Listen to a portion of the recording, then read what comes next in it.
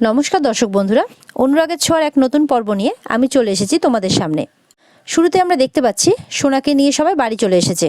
সোনার খুব সুনাম করছে, আজকে দারুণ নেচেছে সোনা, কি সুন্দর লাগছিল সোনাকে দেখতে, তাই না? এদিকে দেখা যাচ্ছে সোনা বাড়িতে আসতে তার সমস্ত জিনিস যখন সূর্য তাকে বলে চলো তোমাকে আমি চেঞ্জ করিয়ে দিই, তখন নিজে নিজে সে তার সমস্ত জিনিস খুলে খুলে ছুঁড়ে ছুঁড়ে ফেলছে। তখন সবাই অবাক হয়ে যায়, কি হয়েছে মা, কি হয়েছে? এত সুন্দর নাচলে, আমি গান গাইলাম মা, তাহলে কেন, কি হয়েছে তোমার? তুমি গাইলে কিন্তু মা তো এলো না, সোনা বলে। কাকাই বলে মা গাইলো কি বাবা গাইলো, ব্যাপারটা তো একই সোনা। সোনা বলে আমি তো মাকে বলেছিলাম যে আসতে হবে না, কিন্তু মা নিজে বলেছিল আসবে, কিন্তু এলো না। উর্মি বলে দিদি হয়তো কোনো কাজে। সোনা তখন কাকিয়া বলে থাক না উর্মি, আর এগুলো বুঝিয়ে কি হবে? কাকাই বলে চুপ করো না, দেখছো তো মেয়েটার মনের কি অবস্থা, এখন এই সমস্ত কথা কেন বলছো তুমি? সূর্য বলে মা ঠিক চলে আসবে, তুমি দেখো, তুমি এইভাবে কেন বলছো? তখন সোনা বলে মাকে আসতে হবে না আমার কাছে, আমার একদম মাকে লাগবে না। ঠিক সেই সময় দীপা আসে, সবাই দীপার কাছে যায়, বলে বৌদিদি। জয় বলে কি অবস্থা হয়েছে তোমার? উর্মি বলে তুই কোথায় গেছিলি? দীপা বলে আমি রূপার খোঁজ পেয়ে ছুটে গেছিলাম। সবাই শুনে অবাক হয়। সোনা তখন বলে পাতা মেয়ে। বলে তুমি সোনা রূপার খোঁজে গেছিলে, আই ক্যান আন্ডারস্ট্যান্ড, কিন্তু তুমি সোনামাকে কথা দিয়েছিলে, কথা রাখতে পারলে না দীপা, এটার কি হবে? তখন কাকাই বলে 1 মিনিট। কাকাই বলে আচ্ছা ঠিক আছে, তুমি রূপার খোঁজে গিয়েছিলে, তুমি ঠিক আছে, কিন্তু তুমি তো কাউকে বলে যেতে পারতে। তখন দীপা বলে আমি তো বলে গিয়েছিলাম। তখন কাকিয়া বলে কাকে? তখন দীপা বলে কেন, আমি তো তোমাকেই বলে গিয়েছিলাম। তখন কাকিয়া বলে হোয়াট, কি বলছো এসব তুমি? কাকিয়া বলে তুমি আমাকে বলে গিয়েছিলে, তোমার কি মাথাটা পুরোপুরি খারাপ হয়ে গিয়েছে? দীপা বলে আমি তো অনুষ্ঠান শুরু হওয়ার আগেই আমি তোমাকে বললাম আমি রূপার খোঁজ পেয়েছি, আমি ওখানে যাচ্ছি। জয় বলে আমার মনে হয় তোমাদের কিছু একটা ভুল বোঝাবুঝি হচ্ছে, তোমরা নিজেদের মধ্যে কথা বলে ঠিক করে না। সূর্য বলে না না ভাই থাক না, এখন এইসব বিষয় নিয়ে তর্কাতর্কি হোক আমি চাই না। ভুল বোঝাবুঝি হয়েছিল কি হয়নি সেটা এখন কোনো ম্যাটার করে না, সূর্য বলে। তখন দীপা সোনার কাছে যেতে গেলে কাকিয়া আটকায়। কাকিয়া বলে দাঁড়াও, তোমার দুল কোথায়? সবাই দেখে তাই তো, কানে তো কিছু নেই দীপার, সবাই অবাক হয়। উর্মি বলে তাই তো, দুল কোথায়? তখন কাকিয়া আবারও বলে যাওয়ার সময় তো দুল ছিল। তখন উর্মি বলে কাকিয়া তুমি তো সব কথা নিজেই বলে যাচ্ছ, একটু ওকেও বলার সুযোগটা দাও। উর্মি বলে দিদি তুই মনে কর তো কোথাও কি ফেলে দিয়েছিস? তখন বলে না না না, আমি দুলটা একজনকে দিয়ে দিয়েছি। দীপা বলে। সূর্য একটু অবাক হয়, সবাই দীপার দিকে তাকায়। কাকিয়া বলে কি মানে, তুমি একজনকে কানের দুল দিয়ে দিয়েছো? তুই বোধহয় মাথাটা খারাপ হয়ে গিয়েছে, কাকিয়া বলে। তখন দীপা বলে ডাক্তারবাবুকে যে ডাক্তারবাবু আমি একজন আমাকে ফোন করে বলল রূপার খোঁজ পেয়েছে, তাই আমি গেছিলাম বাস স্ট্যান্ডে। তখন সূর্য বলে তাহলে কোথায় সোনামা, রূপামা কোথায় তাহলে? আসেনি কেন? আমার রূপামা কোথায় বলো, আনসার মি, চুপ করে থেকো না দীপা। সূর্য চিৎকার করে, বলে কোথায় রূপা কোথায়? উর্মি বলে দাদাই কি হচ্ছে এগুলো? তখন উর্মিকেও চুপ করে দেয় সূর্য। দীপার উপরে চিৎকার করতে থাকে সূর্য। উর্মি কাকাইয়ের কাছে যায়, বলে কাকাই আপনি অন্তত কিছু বলুন। বলে কি বলবো বলো তো উর্মি, সূর্য যে প্রশ্নগুলো করছে সেগুলো তো আমাদেরও প্রশ্ন। দীপা চুপ করে থাকে। দীপা কাকাইকে সবটাই বলে যে কেন সে দুলটা দিয়েছে। তখন কাকাই বলে না দীপা, আমি তোমার এই কাজটাকে সমর্থন করি না, তোমার তো বিপদও হতে পারতো। তখন দীপা বলে আমি বুঝতে পারছি কাকাই, কিন্তু অত কিছু খোঁজ খবর করার মতো সময় আমার হাতে ছিল না। ওই লোকটা আমার রূপার খোঁজ দিয়েছিলেন, আমার রূপাকে আমি কোথাও পেলাম না। বলে আমার কিছু বলার নেই, এইসব করতে গিয়ে তুমি সোনার কথা ভাবছো না দীপা। সরি দীপা, কাকাই বলে আমি জ্ঞান তো তোমার উপরে কোনো মানে তোমার বিরুদ্ধে কোনো কথা বলেছি কিনা আমি জানি না, তবে আজকে বলতে আমি বাধ্য হচ্ছি। এরপরে সোনার কাছে গেলে সোনা হাতটা ধরলে সোনা হাতটা ছাড়িয়ে দেয় দীপার। দীপা বলে আমার ভুল হয়ে গেছে মা, আচ্ছা সরি, এরকম ভুল আর কখনো হবে না। বলে এবারের মতো আমাকে মাফ করে দে মা। সোনা সেই ঘটনাটা ভাবতে থাকে যখন তার মাকে ডাকা হচ্ছিল আর সে স্টেজে চুপচাপ দাঁড়িয়ে ছিল, কিন্তু তার মা আসেনি, সেটা সোনা ভুলতে পারছে না। ওই জন্য মায়ের বলা কোনো কথাই তার কানে যাচ্ছে না, আর বলছে মা তুমি একদম আমার কাছে আসবে, থাকো আমার থেকে, আমি বাবার কাছে থাকবো, তুমি চলে যাও বলে সোনা উপরের দিকে চলে যায়। বা মেঝেতে বসেই কাঁদতে থাকে, সবাই চলে যায়, কারোর কিচ্ছু বলার নেই। সূর্য সামলায় দীপাকে, বলে দীপা প্লিজ ওঠো প্লিজ, তোমার মধ্যে কি চলছে আমি বুঝতে পারছি দীপা, তোমার কি মনে হয় আমার চলছে না, আমার মধ্যে চলছে না? সূর্য বলে ডাক্তার বলেছে যে ওর এখন অ্যাটেনশনের প্রয়োজন, আমাদের কাছে যে আছে আমরা অ্যাটলিস্ট তার কথাটা এখন ভাবি। দীপা বলে আমার রূপা বেঁচে আছে ডাক্তারবাবু, ওর কিচ্ছু হয়নি, ওর কিচ্ছু হয়নি, আমার নারী ছেঁড়া প্রাণ সে, ওর কিচ্ছু হয়নি, ওর কিছু হলে আমি বুঝতে পারতাম, আমি জানি রূপা আছে কোথাও না কোথাও আছে, আর ও ঠিক আমাদের কথা ভাবছে। বলে দীপা কাঁদতেই থাকে। এদিকে রূপা ভাবতে থাকে রূপার মায়ের সাথে ঠিক দেখা হবে, রূপা ইজ এ ফাইটার। তখন রূপা ভাবে যে সোনা এসছে রূপার কাছে। রূপা কল্পনা করতে থাকে যে তার হিংস্রকুটি, তার বাবা মা সবাই এসেছে, বাবা এসে তাকে প্রশ্ন করছে, তুই একবারও বাবাকে প্রশ্ন করবি না যে হাতটা কেন ছুটে গেল? তারপরে সোনা বলে তুই হিংস্রকুটির কাছে ফিরে আসবি না? মা বলে যে তুই একবারও বাড়ি ফিরে দেখবি না, বাইরে থেকে ঘুরে চলে গেলি, বাড়ি ফিরে একবারও দেখবি না যে সবার মনের কি অবস্থা, তুই যা ভাবলি সেটাই ঠিক বলে মনে করে নিলি। এই সমস্ত কিছু ভাবতে থাকে রূপা। দেখে যে দীপারা চলে যাচ্ছে তাকে ছেড়ে, তখন বলতে থাকে মা তুমি যেও না, তুমি যেও না মা। এদিকে ঘুম ভাঙতেও সোনা তাই দেখে, বলতে থাকে যে মা তুমি যেও না। চিৎকার করে ওঠে ঘুম ভাঙতে। ফান্টুস আসে, এসে বলে মা তুই চিৎকার করছিলি কেন? বলে রূপা স্বপ্ন দেখছিল। তারপরে বলে আচ্ছা কাকু তুমি কি লিস্টটা এনেছো? কি হলো কাকু লিস্টটা আনোনি? তখন ফান্টুস মাথা ঝুঁকিয়ে বলে হ্যাঁ এনেছি। তখন রূপা বলে কোথায় দেখি? ফান্টুস বলে এই লিস্টে তোর মায়ের নাম নেই রে রূপা। রূপার মনটা খারাপ হয়ে যায়। রূপা বলে রূপার মায়ের নামটা এখানে নেই, তাহলে কি রূপার মা সত্যি সত্যি? না না এটা হতে পারে না। রূপার বিশ্বাস যে তার মা বেঁচে আছে। ফান্টুস বলে মারে এই লিস্টে যারা বেঁচে আছে তাদের নামই দেওয়া আছে, যারা বেঁচে নেই তাদের নাম। তখন রূপা বলে না কাকু না, আমার মা বেঁচে আছে, আমি বলছি তোমাকে। রূপা কাঁদতে থাকে। এদিকে দেখা যাচ্ছে দীপা বসে আছে। সূর্য বলে অনেক পরীক্ষা নিচ্ছেন ভগবান আমাদের, অনেক লড়াই করেছি আমরা, কিন্তু প্রতিবার আমরাই জিতেছি। আমার বিশ্বাস এবারও আমরাই জিতবো দীপা, কিন্তু আমাদেরকে ভগবানের উপর ভরসা রাখতে হবে, ওনাকে ডাকতে হবে, প্রার্থনা করতে হবে, ওনাকে বলতে হবে যে আমাদের ভাঙা সংসার যাতে আবার জোড়া লেগে যায় দীপা। আমার বিশ্বাস যে আমি রূপা মাকে ঠিক খুঁজে পাবো। কেন খুঁজে পাবো না বলো তো দীপা? আমি শুধু তোমাকে একটাই রিকোয়েস্ট করব, সোনা মাকে একটু দেখে রাখতে হবে। পুরো মনটা তুমি যদি সোনা মাকে দাও তাহলে সূর্যের দিকে তাকায়, সোফা থেকে উঠে পড়ে। দীপা বলে আপনি আমাকে বলছেন পুরো মনটা সোনাকে দিতে?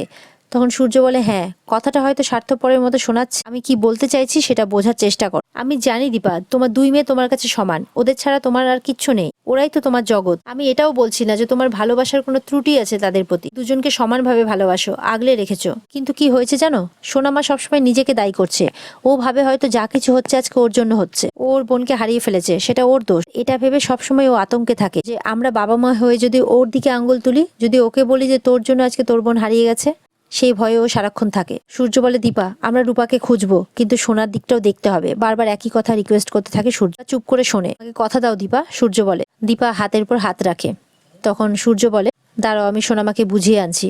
তখন দীপা বলে ডাক্তারবাবু আপনি একা নন, আমিও যাব আপনার সাথে। সূর্য দীপা দুজনেই যায় সোনার কাছে। ওখানে অলরেডি তিস্তা, উর্মি আর কাকিয়া উপস্থিত আছে সোনাকে বোঝানোর জন্য। সোনা কারো বোঝানোতেই কোনো কিছু বোঝে না, সবাইকে যেতে বলে এখান থেকে। সূর্য আসে, সূর্যকে দৌড়ে জড়িয়ে ধরে নেয় সোনা।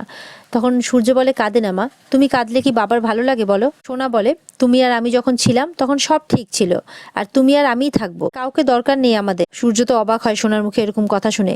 কাকিয়া বলে খুব অভিমান করে বসে আছে সূর্য, আমরা অনেক বুঝিয়েছি কিন্তু কোনো কথা শুনছে না। সূর্য বলে তুমি এরকম করে বলো না মা, তুমি এরকম করে বললে বাবার খুব খারাপ লাগে, বাবা খুব হার্ট হয়। Don't say like that please. কাকিয়া তখন বলে সূর্য ওর কি দোষ বলো, ও তো কিছু ভুল বলেছে বলে আমার মনে হয় না। কাকিয়া বারবার করে সোনার সামনে এই সমস্ত কথা বলতে থাকে। কাকিয়ার কথাকে কেউ পাত্তা দেয় না। কাকিয়া সেটা বুঝতে পারে, চুপ করে যায়। সূর্য বোঝাতে থাকে আমি বুঝতে পারছি মা, তোমার খুব কষ্ট হচ্ছে, আমি সবটাই বুঝতে পারছি, কিন্তু তুমি যদি এরকম করো তাহলে তো বাবা মা সবার কষ্ট হচ্ছে মা। সোনা মা এখানে এসেছে শুধুমাত্র তোমার জন্য, তুমি যদি এখন এসব কথা বলো মা শুনলে তো মায়ের কষ্ট হবে তাই না? কাকিয়া বলে কোথায় এসেছে দীপা, কোথায় সূর্য? সূর্য পেছনে তাকায়, সবাই দেখে কই দীপা তো নেই। সূর্য দীপা দীপা বলে ডাকতে থাকে কিন্তু সাড়া পায় না। সূর্য তখন সোনাকে নিয়ে যায়, বলে মা একটু এসো। রূপা বলে তাড়াতাড়ি বাড়ি যেতে হবে কাকু, মায়ের খোঁজ করতে হবে। আচ্ছা এখন তো বাস অটো কিছুই পাবো না, চলো না হেঁটে যাই। তখন ফান্টুস বলে কি বলছিস মা, তুই এতটা রাস্তা হেঁটে যেতে পারবি? তখন রূপা বলে হ্যাঁ পারবো। যেতে পারবে, তোমার বোধহয় কষ্ট হবে গো। তখন ফান্টুস বলে না রে মা, আমার কোনো কষ্ট হবে না, বরঞ্চ তোকে কোলে নিয়ে চল। তখন রূপা বলে না না কাকু, একা একা যেতে পারবে হেঁটে, চলো। ফান্টুস বলে পারবি তো, চল মা। আচ্ছা ফান্টুস আর রূপা হাঁটতে থাকে বাড়ি যাওয়ার জন্য। নিচে এসে দেখে দীপা কোথাও নেই। তখন সোনা খুব রেগে যায়। তখন সোনা উপরে রাগ করে আবার যেতে গেলে তখন দীপা আসে বীরকে কোলে নিয়ে। তখন দীপা বলে কোথায় যাচ্ছ মা? এই তো আমি, ভাই খুব কাঁদছিল মা, তাই আমি ভাইকে নিতে গেছিলাম, তুমি যেও না কোথাও। তখন সোনা বলে মা তুমি তো আমার কাছে এলে না। কে তখন আসে, এসে বলে তুমি আমাদেরকে ডাকতে পারতে, আমরা না হয় বীরকে সামলাতাম। তখন দীপা বলে কাকিয়া তোমরা তো ছিলে না। তখন কাকিয়া দীপাকে কিছু বলতেই দেয় না, বীরকে তার কোলে নিয়ে নেয়। কাকিয়া আবারও সোনার সামনে দীপাকে নিয়ে বলতে থাকে, এগুলোর এফেক্ট পড়ে সোনার মনে। এরপরে দীপা কিছু বলতে গেলে উর্মি ইশারা করে যে এখন বেকার কথা বাড়াস না, তুই সোনার কাছে থাক। বলে সোনা মা তুমি আমাকে ভুল বুঝছো মা। তখন সোনা বলে আমার কিছু ভালো লাগছে না এখন মা। দীপা বলে সোনা আমার দিকে তাকাও, মা কি তোমাকে কখনো কষ্ট দিতে পারে বলো? তুমি আমাকে ভুল বোঝো না মা। সোনা কাঁদতে থাকে। জয় তখন সিচুয়েশনকে ভালো করার জন্য বলে আচ্ছা সবার মন রাখার জন্য আমি কিছু একটা করতে পারি। জয় বলে আমি দেখতে পাচ্ছি সবার চোখটা বন্ধ হয়ে আসছে, আচ্ছা আমরা যদি বাইরে একটু ঘুরে আসি তাহলে তো সবার মনটা ভালো হতে পারে তাই না? সূর্য আর দীপা জয়ের দিকে তাকায়। তিস্তা বলে বাইরে কোথায়? জয় বলে এই তো বাইরে, গাড়ি করে ঘুরবো কোথাও, তারপর খাওয়া দাওয়া করে আসবো বাড়িতে, সবার মনটা ভালো হয়ে যাবে কি তাই তো? সূর্য বলে এটা হয় না, মার শরীরের এই অবস্থা, মা হসপিটালাইজ, আর তোমরা ট্যুর প্ল্যান করছো। জয় বলে দেখ দাদাই আমি সব জানি, সোনার কথাটা একবার ভাব, সোনার এরকম একটা সিচুয়েশন, সবাই মিলে যাই ঘুরে আসি, সোনা সবাইকে একসঙ্গে পাবে, বৌদিদিকে পাবে, মনটা চেঞ্জ হতেই পারে সোনার। কাকাই বলে মনটা ভালো লাগবে ওর। সোনা তো দেখছি খুব খুশি, হাসতে থাকে। রূপা মনে মনে ভাবতে থাকে, সবাই মিলে বেড়াতে যাব, রূপাকে ছেড়ে আমি কি করে যাব? সোনা তখন বলে, তুমি সত্যি বলছো আমরা সবাই মিলে বেড়াতে যাব, পিকনিক করতে যাব একসঙ্গে? সোনা বলে, আমার না বাড়িতে একদম ভালো লাগছে না। তবে তখন সবাই হৈ হৈ করে বলে ওঠে, হ্যাঁ যাবো, আমরা সবাই যাব। দীপা বলে, এসব তোমরা কি করে বলছো? তখন কাকিয়া সোনার দিকে ইশারা করে বলে যে, কেন দীপা, আপত্তিটা কোথায়?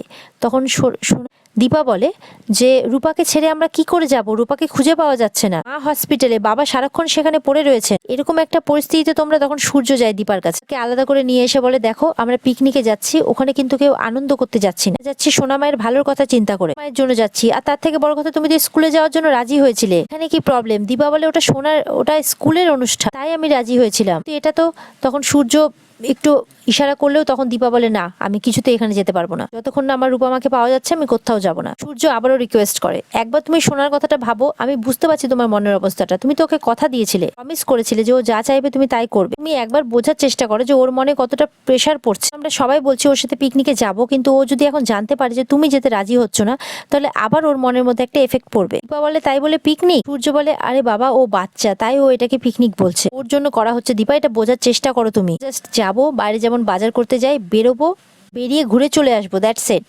সোনা আবার কাঁদতে কাঁদতে বলতে থাকে, মা তুমি পিকনিকে যাবে না? তুমি সত্যি যেতে চাও না আমার সাথে? বাবা বলে, কে বলেছে মা আমি পিকনিকে যাব না? আমি যাবো তো, যাবো। সোনা বলে, মা তুমি ওখানে গিয়ে মজা করবে? সোনাকে বুকে আগলে নিয়ে দীপা বলে, মজা করবো মা, খুব মজা করবো। মনে মনে দীপা বলে, আমাকে ক্ষমা করে দিস রূপামা। ওদিকে দেখা যাচ্ছে রূপারা হাঁটতে হাঁটতে চলে আসছে। এদিকে দেখা যাচ্ছে সামনে মনে হয় রাস্তা বন্ধ আছে। ফান্টুস রূপাকে বলে, সামনে মনে হয় রাস্তা বন্ধ আছে, কিছু সিভিক পুলিশ ওখানে কথাবার্তা বলছে। ওরা যেতেই ওদেরকে আটকায়, বলে সামনে রাস্তার কাজ চলছে, যাওয়া যাবে না, তাছাড়া পুজোর কাজের প্যান্ডেলও চলছে। রিকোয়েস্ট করতে থাকে, কাকু রূপাকে যে যেতেই হবে, রূপার স্বপ্নে সবাইকে দেখেছে, সবাই রূপাকে ডাকছিল, দাও না কাকু, রিকোয়েস্ট করতে থাকে রূপা। রূপা মায়ের কাছে যাবে, তখন সিভিক পুলিশ বলে, না মা এখন যেও না, এখন তো অন্ধকার, তুমি তো অনেক ছোট্ট, আর এখান দিয়ে যেতে গেলে তোমার যদি ব্যথা লাগে তাহলে কি হবে? রূপা তাও রিকোয়েস্ট করতে থাকে, বলে, ও কাকু রূপাদের যেতে দাও না কাকু। উনি জিজ্ঞাসা করেন, আপনারা যাবেন কোথায়? তখন ফান্টুস বলে যে, বালিগঞ্জের সেনগুপ্ত ভিলা। তখন সেবিক বলে, ও বাবা সে তো অনেক দূর, নিয়ে গেলে একটু কম সময় লাগতো ঠিকই, নাহলে ঘুরে গেলে অনেকটা দেরি হয়ে যাবে, তার চেয়ে আপনাদের কাল সকালে যাওয়াটাই ভালো, মেয়েকে একটু বোঝান। তখন ফান্টুস বলে, সেটাই ভালো মা, সকাল সকাল না হয় বেরিয়ে যাব, কেমন? রূপা তখন মনে মনে ভাবে, তাহলে কি ঠাকুর চায় না যে রূপা বাড়িতে যাক? রূপা কি মায়ের কাছে পৌঁছতে পারবে না? রূপার সাথে কি মায়ের দেখা হবে না? তাহলে রূপা যে স্বপ্ন দেখলো সেটার কি হবে? মা ডাকছে রূপাকে, বাড়িতে ডাকছে মা রূপাকে। এদিকে দীপাও মনে মনে রূপার কথাই ভাবতে থাকে। আর এখানে আজকের পর্ব শেষ হয়ে যায়। তো বন্ধুরা, এই ছিল আজকের পর্ব। দেখা হচ্ছে তোমাদের সাথে আগামী পর্বে। ততক্ষণ সবাই ভালো থাকবে।